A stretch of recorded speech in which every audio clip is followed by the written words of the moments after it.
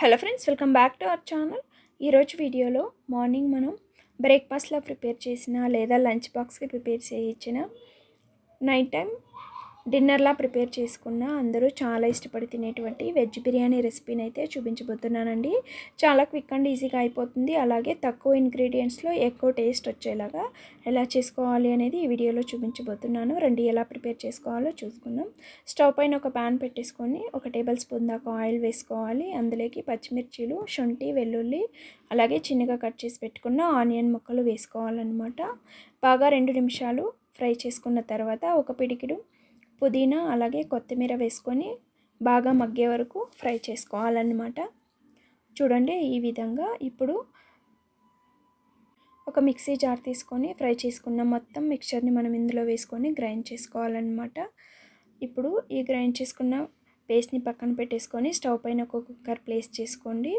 ఒక 3 to 4 table spoon oil వేసుకొని oil వేడెక్కిన తర్వాత బిర్యానీ స్పైసెస్ మొత్తం ఇందులో వేసుకొని 1 నిమిషం పాటు ఫ్రై చేసుకోవాలి. ఆ తర్వాత ఆవాలు, 4 నుంచి 5 వరకు పచ్చిమిర్చీలు, చిన్నగా కట్ చేసి పెట్టుకున్న ఆనియన్ ముక్కలు వేసుకొని మనకు కలర్ చేంజ్ అయ్యే వరకు మనము ఫ్రై చేసుకోవాలన్నమాట. ఈ విధంగా ఇప్పుడు మనం ఏదైతే స్టార్టింగ్లో పేస్ట్ చేసి పెట్టుకున్నామో ఆ పేస్ట్ని మొత్తం ఇందులో వేసుకొని పచ్చివాసన పోయి మనకు స్మెల్ బాగా వచ్చి ఆయిల్ వదిలే వరకు ఫ్రై చేసుకోవాలన్నమాట ఆయిల్లో.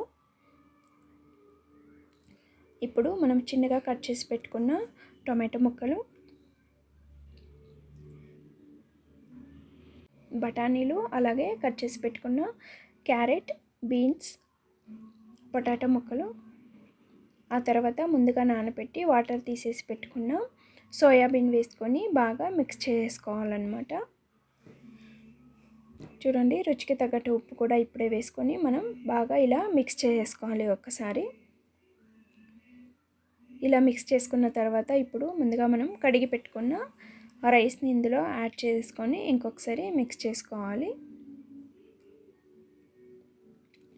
రైస్ అంతా మనం వెజిటేబుల్లో బాగా మిక్స్ అయ్యేలాగా మిక్స్ చేసుకోవాలన్నమాట. ఈ విధంగా బాగా మిక్స్ అయిన తర్వాత ఇప్పుడు 1:2 రేషియోలో నేనైతే హాట్ వాటర్ని యాడ్ చేసుకుంటున్నానండి.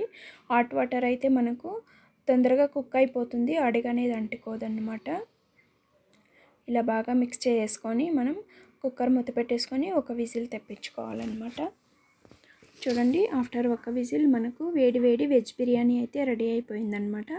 కొత్తిమీర వేసుకొని ఇంకొకసారి బాగా మిక్స్ చేసుకొని బిర్యానీని మనం సర్వ్ చేసేసుకోవచ్చు. వీలైతే ఈ రెసిపీని మీరు కూడా ట్రై చేయండి. అలాగే ఎలా వచ్చిందో కమెంట్ బాక్స్లో కమెంట్ డ్రాప్ చేయండి.